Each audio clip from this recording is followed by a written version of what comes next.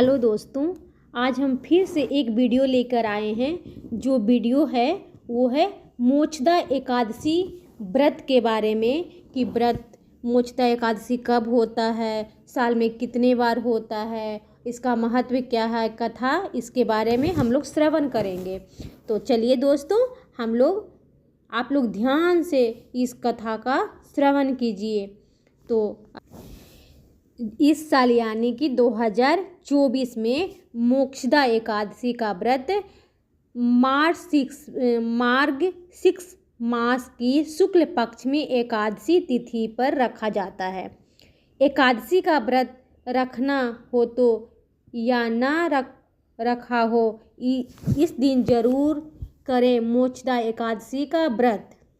तो इसका पाठ भी हम लोग करेंगे। हर साल में एक बार मोक्षदा एकादशी का व्रत रखा जाता है। यह व्रत भगवान प्रभु विष्णु जी को समर्पित है।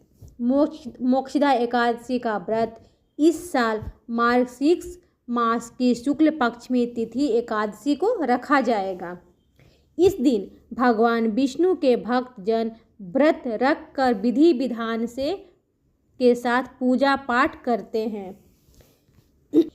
मोक्षदा एकादशी का व्रत बिना कथा का पाठ किए अधूरा माना जाता है। तो हम लोग अभी आगे मोक्षदा एकादशी की व्रत कथा सुनने वाले हैं, श्रवण करेंगे। तो चलिए मोक्षदा एकादशी की कथा स्टार्ट करते हैं। आप लोग इस वीडियो को छोड़कर नहीं जाइएगा, ये अंत तक जरूर देखिएगा, तो ही कथा का फल मिलेगा। चलिए हम लोग कथा का श्रवण करते हैं, ध्यान पूर्वक सुनिए। गोकुल नाम के नगर में वैशाख नामक राजा राज करता था। उनके राज्य में चारों वेदों के ज्ञाता ब्राह्मण रहते थे। वह राजा अपनी प्रजा का पुत्रवत पालन करता था। एक बार रात्रि में राजा ने एक स्वप्न देखा कि उनके पिता नरक में हैं और उसके पिता नरक में है। उसे बड़ा आश्चर्य हुआ। प्रातः वह विद्वान ब्राह्मणों के पास गया और अपना स्वप्न सुनाया। कहा, मैंने अपने पिता को नरक में कष्ट उठाते देखा है। उन्होंने मुझसे कहा है, हे पुत्र, मैं नरक में पड़ा हूँ, यहाँ से तुम मुझे मुक्त कराओ। जब से मैं ये वचन सुने हैं तब से मैं बहुत बेचैन हूँ। चित्त में बड़ी अशांति हो रही है। मुझे इस राज्य, धन, पुत्र, स्त्री, हाथी, घोड़े आदि में कुछ भी सुख प्राप्ति नहीं होता। क्या करूं? राजा ने कहा, हे ब्राह्मण, देवताओं, इस दुख के कारण मेरा सारा शरीर जल रहा है। अब आप कृपा करके कोई तप, दान, व्रत आदि ऐसे उपाय बताइए जिससे मेरे पिता को मुक्ति मिल जाए।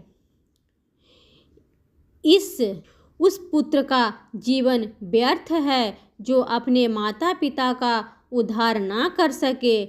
एक उत्तम पुत्र जो अपने माता पिता तथा पूर्वजों का उद्धार करता है, वह 1000 मूर्ख पुत्रों से अच्छा है। ऐसा एक चंद्रमा सारे जगत में प्रकाश कर देता है, परंतु हजारों तारे नहीं कर सकते। ब्राह्मणों ने कहा, हे राजन, आप पास ही भूत, भविष्य, वर्तमान के ज्ञाता पर्वत ऋषि का आश्रम में हैं। आपकी समस्या का हल वे जरूर करेंगे। यह सुनकर राजा मुनि के आश्रम पर गए। उस आश्रम में अनेक संत चित्त योग और मुनि तपस्या कर रहे थे। उसी जगह पर्वत मुनि बैठे हुए थे। राजा ने मुनि को साष्टांग दंडवत किया। मुनि ने राजा से कुशलता के समाचार लिए।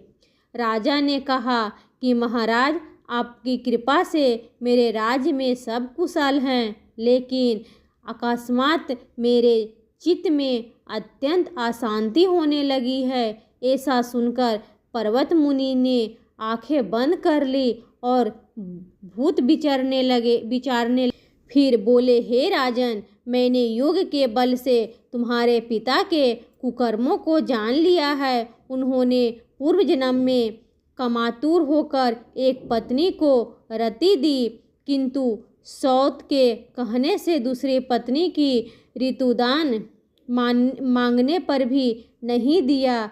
उस पाप कर्म के कारण उन्होंने तुम्हारे पिता को नरक में जाना पड़ा।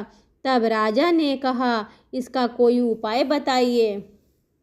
मुनि बोले, हे राजन, आप मार्गशीर्ष एकादशी का उपवास करें और उस उपवास के पुण्य को अपने पिता को संकल्प दें।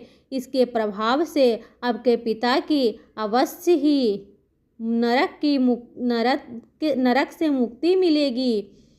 मुनि के यह वचन सुनकर राजा महल में आया और मुनि के कहे अनुसार कुटुंब सहित मोक्षदा एकादशी का व्रत किया। इसके उपासक का पुण्य उसके पिता को अर्पण किए गए। इसके प्रभाव से उसके पिता की मुक्ति मिल गई और स्वर्ग में जाते हुए वे पुत्र से कहने लगे, हे पुत्र, तेरा कल्याण हो। यह कहकर स्वर्ग चले गए। मार्गशीर्ष मास की शुक्ल पक्ष की मोक्षदा एकादशी का जो व्रत करते हैं उनके समस्त पाप नष्ट हो जाते हैं और उनके जो भी पूर्वज थे उनको भी मुक्ति प्रदान होता है। तो जो लोग भी ये मोक्षदा एकादशी करना चाहते हैं वो अपने पितरों के लिए ज़रूर करें। तो दोस्तों, यदि मेरा ये वीडियो अच्छा लगे तो लाइक, सब्सक्राइब करना, शेयर करना ना भूलें। Thank you.